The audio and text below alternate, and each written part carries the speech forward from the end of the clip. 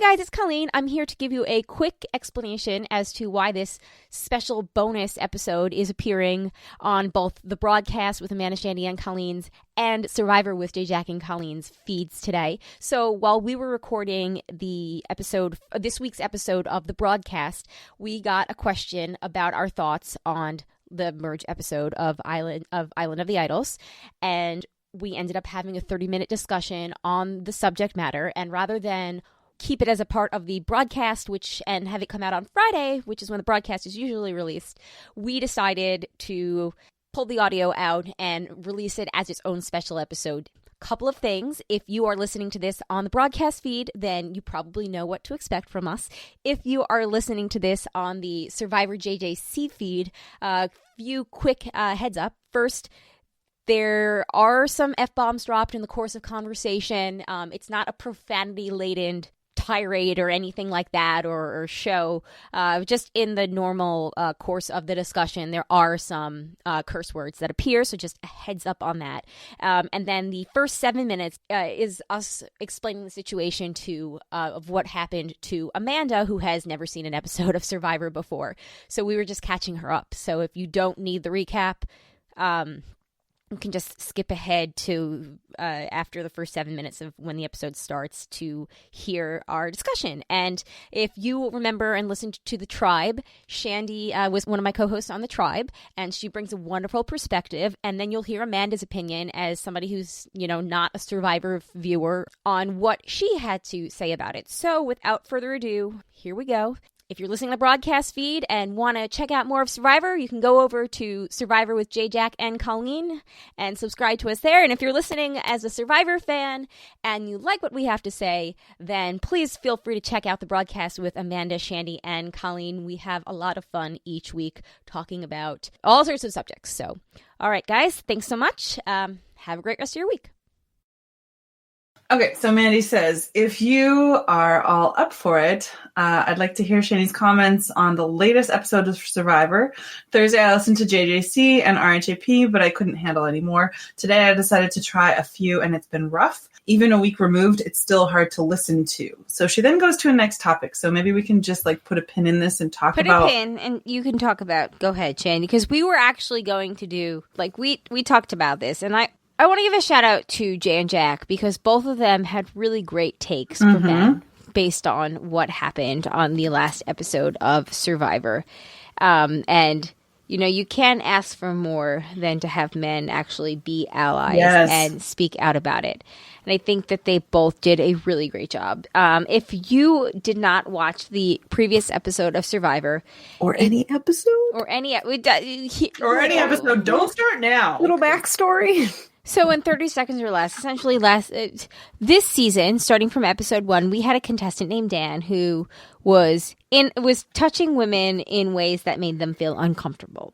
It started with a back massage in which a woman did not like that, and she told him straight up, stop touching me.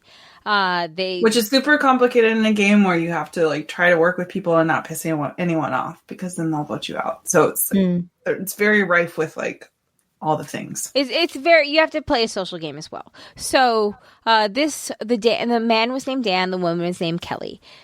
Kelly said something to him in episode 1, which was 2 months ago at this point, don't touch me, and Dan didn't get it. And he kept touching her throughout not in grab you by the pussy ways, but just ways that made her feel uncomfortable. And and 4 other young women on the cast. She spoke about it. And then she talked to one of the other women about it. And throughout this entire, last 8 episodes, we have seen random scenes here or there of this person, making inappropriate advances. Not advances, because advances sound sexual, but just making inappropriate, touching of other women in the cast. And at some point, Kelly, this episode was the merge episode, so Kelly Kelly is kind of the main power player of one tribe, and then she unites with Missy that she's never played with as of now. Missy is kind of the main power player of another tribe, and they're talking and they're sussing each other out, and Kelly brings up Dan's touching, and Missy says, yes, he does it to me too. So Missy talks about it. Another woman named Elizabeth talks about it. And they talk about another woman named Molly who has already been voted off. And it goes to 5 different women's experiences. And the show, the episode shows flashbacks of Dan doing all of these things to these women. So it's backed up by actual like video proof. The younger women go to this older woman named Janet, who is Dan's age, and Janet says, you know, he's never been like this with me, but I have to believe these young girls. And if Dan is my top alliance person, but I have to believe these girls. These girls are telling me that he is, just because he did not make me feel uncomfortable, I have to believe them that he is making them feel uncomfortable. And as a result, Janet and Kelly, because Kelly originally wanted to target Missy using the Dan thing as an excuse, but then Kelly gets wind of what Janet is going to stand up for her. So Kelly and Janet decide that they're going to get Dan out and eliminate the, not X factor, just the weird factor from the game. And Janet goes around. She betrays her alliance with this Dan guy because, again, she's got no knowledge of any of this until the younger women go to her because he's not making advances on them. And I'm talking like he's saying things to them and he's putting his hand around like where their like hip bone is, like that really uncomfortable just stuff that was like, ugh, no boundaries. Yeah, there's this one scene that they showed of at night sleeping, and he spooned one of the cast members in a way that like I might spoon my husband, Yeah, but like exactly. It was just like no genitalia, but it's like don't put your hand there. Mm. Yeah, even if you guys are all cold, like no, you're not going to do that to the other men on the cast. So why exactly. Are you doing It's very uncomfortable. It's very inappropriate. And it's just very like, it's inappropriate if you guys aren't like consenting. And clearly the other women aren't consenting. So they go to Janet. Janet is, leads the charge, even though she's good friends with Dan and has not had this happen. She goes, this is the right thing to do. Leads the charge to vote him out. Well, they end up voting this woman Kelly out. Kelly is the first one to raise the alarm bells about Dan. They go back to camp after the vote out, and Missy and Elizabeth, the 2 women leading the charge against Kelly and Dan, but eventually Kelly. Dan goes up to them and says, what the hell? And they straight up lie, and they say, I don't know. I'm like, I don't know what Janet was talking about. Like, she's full of shit. And Janet goes, you guys sat here and said that he makes you uncomfortable. I was trying to protect you. And they straight up lie. And then Janet gets ostracized for the whole rest of the show. They end up fucking, like, doing a goddamn, if they had grapes, they would have put fucking grapes in Dan's mouth. Like, I'm so sorry that your ego got hurt. Like, oh my goodness, we can't believe it. We love sleeping next to you. I've never felt uncomfortable. Like, and they gave fucking confessionals in episodes prior to this. So it ends up like Dan's ego gets soothed, and they get away with voting out the woman that was like raising the alarm bells. And it's just, it's a very messy, awkward, just all around like uncomfortable situation. Janet ends up feeling like she wants to quit, and she says, my main lesson here is that I should never have gotten involved. And that is the point in which every single person in watching Survivor that has any kind of sense of right and wrong started crying, because the lesson learned from speaking up and protecting people who feel uncomfortable about unwanted or inappropriate advances should not be, I shouldn't have spoken up. And here we are. They gaslighted her. They spent the whole episode gaslighting her. So, okay, there we are. We're caught up. Woo, that took a lot longer than I thought, but here we are. It was something. It's so complicated to summarize, so hats off to you for that. And so Mandy mentioned some podcasts. So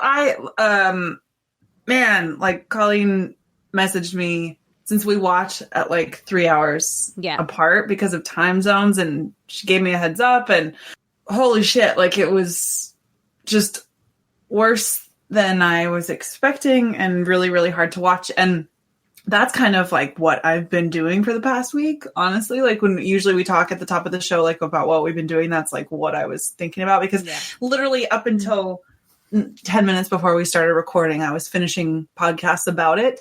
So I did want to say, of course, first I listened to Survivor with JJC and Colleen. I really liked your podcast. You guys, you record right after, so it's like your immediate reaction. I really appreciated your anger, Colleen.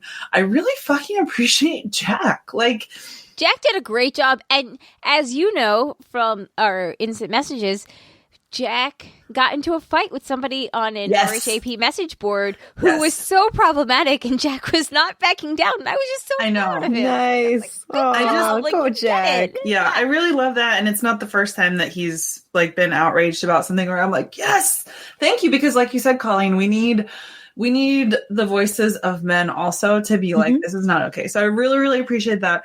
I thought that Jay had such a good point about how like they don't treat physical health and mental health the same, which is a mirror of how our society doesn't treat physical health and mental health the same. Because it's true that on Survivor, at least from what we've all heard, like the rule is, if you get into a physical altercation with somebody, if you punch someone, like you're pulled right away. Yeah.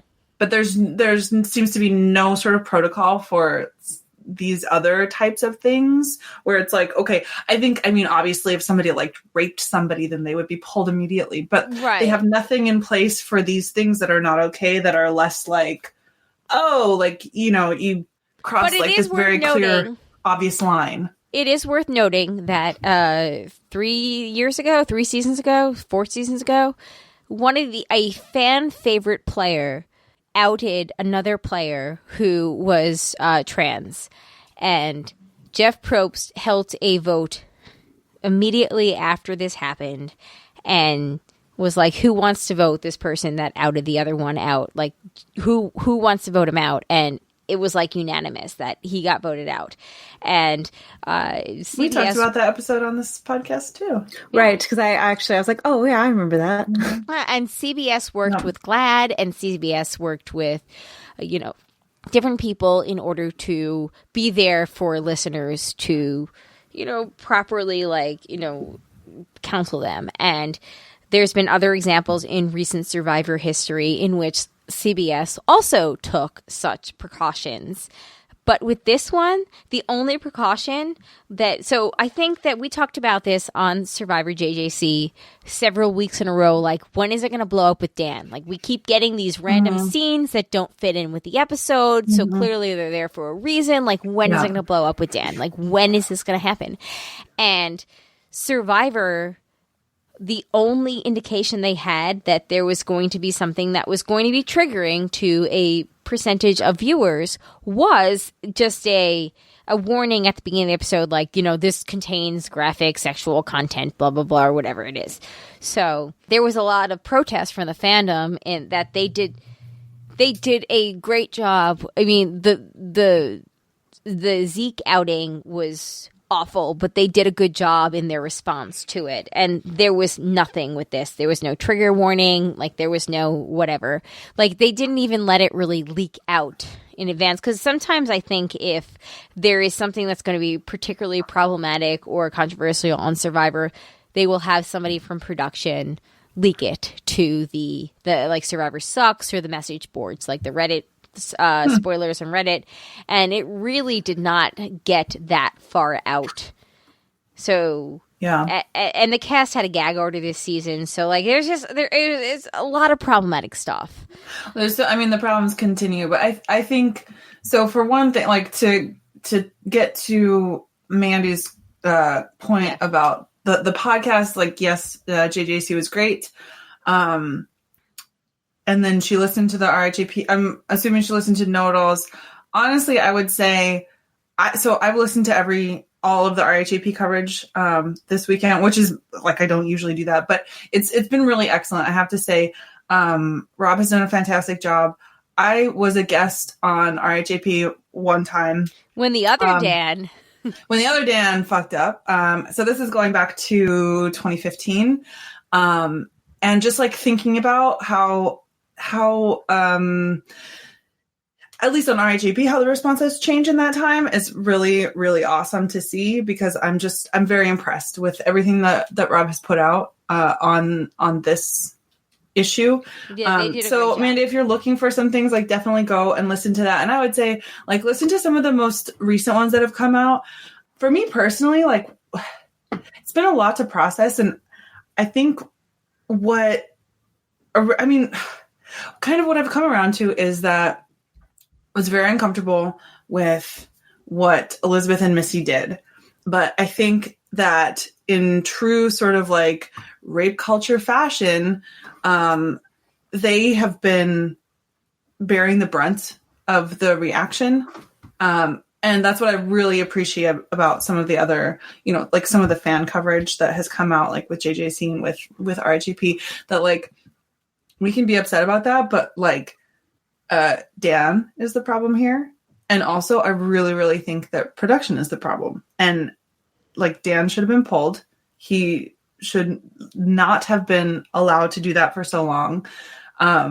It's so interesting too, just to think about, like we talk in Survivor about the unequal treatment of men and women in many different ways. And Cass talked about this actually on one of the RHAP episodes. Yeah. She made such a good point about how like the production team is mostly men. So like even things like, you know, your comfort level with like going out by yourself and like looking for an idol, or even just like going to the bathroom, like it's different when you're a woman because you're followed by these male cameramen. Yeah. Whereas if you were to, you know, let's put in a 100% female production crew and see like what that does to the men, sort of like, you know, on some sort of like psychological level, how they play the game. So I'm thinking about that. And then I'm thinking about like, okay, so yeah, and then like, you know, women oftentimes like don't have the same type of clothing. So they're like more cold when they're out there. So there's all these different like little factors. Now think about how, okay, you're out there with like your male counterparts and you're playing the same game, but because you're a woman, you're also trying to navigate a fucking creep who's touching you and you can't really say anything. Like, can you imagine how much harder it is for all of the women involved? And which gets me back to Elizabeth and Missy. It's like, I'm not excusing it, but like, I think we really need to look at the bigger problem. And the bigger problem is production. The bigger problem, honestly, is like the game itself, which I love. It's a game that I love, but it's just, I don't know. I fucking went back to Twitter for this. Like She did. This is going to be one of the things that I'm thankful for this year. Like I was so proud of myself that I like basically like don't use Twitter anymore. And for this, I came back because I was so just like, oh my God. But yeah, it's just the whole system, right? And like I was really also like looking at it through like this lens of just like, you know, it's like this capitalist game, and in capitalism you have a hierarchical structure, and hierarchy, like patriarchy is a hierarchical structure. It's like all of these things kind of really go hand in hand. So like you can really sort of like move out and look at this at a much bigger level of everything that's wrong. But even sort of putting that a little bit to the side, I think we do need to go back and just like really hold production accountable. And I don't think that they did a good job. But like, again, like Survivor, I love it. But like, let's remember, I mean, Colleen, like you mentioned some of like, you know, other incidents that have happened. They've never dealt with it well, except, okay, so maybe the Zeke thing, like that was dealt with pretty well. Other than that, I would argue that they've never handled these things well. If you think back to, and I'm sure there's so much that we don't even know, but like the Sue Hawk incident, Ted and Gandia, need I say more? Like that was, I mean, that's mind blowing. And the way that it was handled and the way it's just, and I know that was a while ago, but like, holy fuck, like that doesn't give you license. Just because it was in the early 2000s doesn't mean, you know, that like what happened in the Ted and Gandia thing was okay. Or, I mean, even there's so many other examples, like so many times that the women have just been treated in a way that I'm just like super not comfortable with. And again, I'm sure there's so much that we don't even know. So, I mean, yeah, I think like the fan coverage of Survivor has really improved and like, you know, woken up and and has done some really good things. But I think the production itself, I think Jeff Probst fancies himself woke, but he has so far to go. Right. Jeff Probst knows, he's demonstrated when to step in to ask the questions, but it still happened during your production. Like, I understand letting it play out, like, for production's sake, but... I don't understand letting it play out for production's sake. I meant, like, is he a producer? Is he a producer on the show? I think so. He has like so much control over the show, and they film them all the time. Like they knew what was going on, and there were interviews about it. I can understand letting something like the do-rag thing play out because that was great. But that's fine. That's so different, though. That's so right, so exactly. different. But like after the Kelly incident, the first episode, Dan should have been given warning. Like he kept touching her. So day 3, she complained. Right, day 4, he touched her again, and they should have been like, "Hey, dude, stop." But they didn't. And that's a problem. Well, and that's just it. Like, I feel like the do-rag thing, like, and I'm not trying to say that, like, you know, one of the isms is better or worse than one of the other isms. It's all terrible. But that was a very contained incident that played out in a couple of conversations over like a day.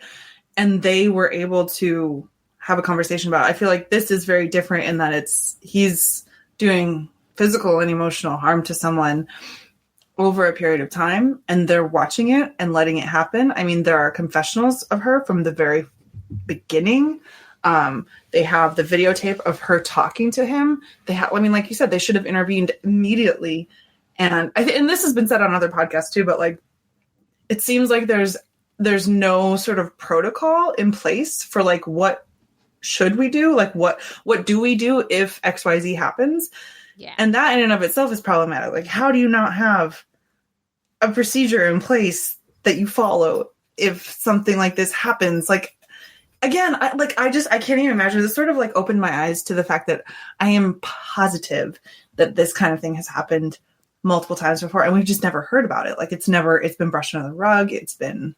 Well, you know what they said on this episode of Survivor, that this is society's experiment, like it's a great social experiment, and this is the first time now, 39 seasons in, that we're hearing about it, so I guess it just fits in. That's on brand for society, for life, not on brand for yes. It would be happen, that would happen and be brushed under the rug. Like, you know, that fits. Or not like the Ted and Gardner wasn't brushed under the rug. She was just shamed and made to feel like she was somehow in the wrong, and then voted out, and then he did well in the game. Like that, you know, and which is also on brand for society. But like, I don't, their whole social experiment thing, it's like, it's not a social experiment. It's not like they're just bringing all their baggage with them to this new environment. Like, it's not, that has always sort of bothered me. But yeah, no, so I don't know. And this is kind of a little bit of a theory, maybe like a little bit of a conspiracy theory that Rob has mentioned on a couple of the podcasts that he's put out that I actually really like. I think it makes a lot of sense because I thought that Dan's reaction also was, first of all, very typical. It's like, oh, thou dost protest too much. But second of all, it's interesting that he like just really was, you know, reticent to talk about it at tribal council. And so what Rob has kind of said is that maybe Dan probably thought that this would be brushed under the rug or not really shown on as part of the season. And when it started coming up at tribal council, it was like, oh, well, if it happens at tribal, then it's going to be on the season. So, you know, like you can't, like that stuff is important. That stuff is going to stay. And so the idea is that like because so many people have said like, how could he not realize after he was talked to personally, after like production actually did intervene and talk to all of them and then talk to him individually, like how could he be so fucking dumb? But that idea that like, no, he did kind of know, but he just like didn't think it was going to make the cut for the actual story. And I think there's maybe something to that. It's also very curious that we haven't heard from him. Everyone else has apologized for the part that they played. Yeah, some of them have been over the top apologies, but whatever. Some of them have wanted to, you know, sell their own books, but cool. Yeah, hard pass. But I mean, hard pass, but like even so, like I don't blame her as much as again, it's like it's not an excuse, but like she's a victim too. She honestly. So, not watching the show, being a complete novice, I do find it curious. I'm of the mind that given the current climate, why CBS would allow a storyline like that to play out without stepping in, especially knowing how much trouble CBS has had within the Me Too movement. I'm really surprised that it didn't come from the top down, like, hey, we really can't handle any more of this kind of controversy right now. But I am also of the mind that reality TV feeds to the lowest common denominator. And it's all about ratings, and sort of similar to any other big sort of controversial thing that has come up in Survivor. It is very popular among its fan base, but the rest of the world doesn't give an F about Survivor. And the only time it's mainstream is when something like this happens. So part of me thinks that, reality TV is very similar to tabloid, whereas all press is good press. Because it keeps their brand in a more people are talking about it. Well, and I agree with that, but also I think that production thought that they did a good job. That's the thing. Because this has been a very woke season. Yeah, it has. Like, this has been like the social issues season. They had such a thoughtful, the most great thoughtful conversation on like privilege that I've ever seen, I think, on TV, let alone reality TV, has been this season. They had a really thoughtful discussion on sexism. And I think that they thought that they did a good job, and they fucking missed the mark. I really do sort of think that, which goes back to like the root of the problem. Like, they need to work on themselves a lot. And I think that after they had the Kelly stuff, and they had the screen title saying that they talked to everybody, I think that they thought they did a good job. And they're like, we covered our bases. We're right. Like, and then breaking the fourth wall. That was actually kind of fascinating, honestly. Right. Like, and then shit happened in which she got voted out. And then they were like, okay, fuck. Let's talk about, spoiler alert, guys, coming up. We're going back. Let's see if we can redeem it. And then Jamal, the other person that was talking about privilege, gets voted out. So it's like, oh, okay. But well, even like production at had to have been like, shit, how did we not, we plant an idol in everybody else that we want to see stays bunker. Like, how could we not plant one under his bed? Like, how did this not happen? Right. And I think that they were probably, even though he got voted out that episode, Jeff is probably patting himself on the back because he did really insist on talking about it at tribal council. He did really make Dan talk about it. And I do applaud him for that, like, for not letting go, but it's not enough. And the problem is, again, they got to a point, just like you were saying, Colleen, like, Dan's still in the game. That should have never happened. So, and it shouldn't have been up to them to vote him out. But, even if they had voted him out, then I think overall CBS would have come off looking not as terrible, not as extremely terrible, let's say, but because he's still in the game. And now they're like, well, like, and that's on them, because you can't at this point, after the cast has decided not to vote him out, you can't be like, oh, well, now we're pulling you. It's just a very hard situation.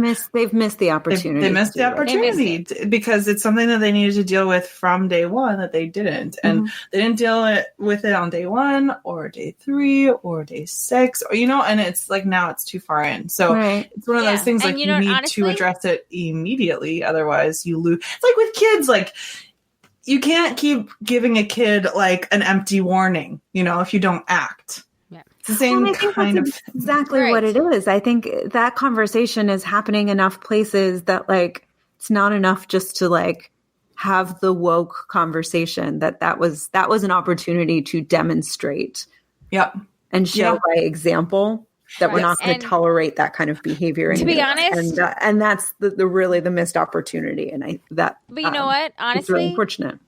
it might not be a missed opportunity because that same player is still in the game, and that same player still has another 5 weeks worth of episodes to touch people. And I think that if we're going, and who knows, because people you're just going to keep doing it now. It's people can't complain about it. And it's all pre-taped, right? This isn't live. So this is all stuff that's happened in the past and has already been edited for our viewing pleasure. It's still, but you know what?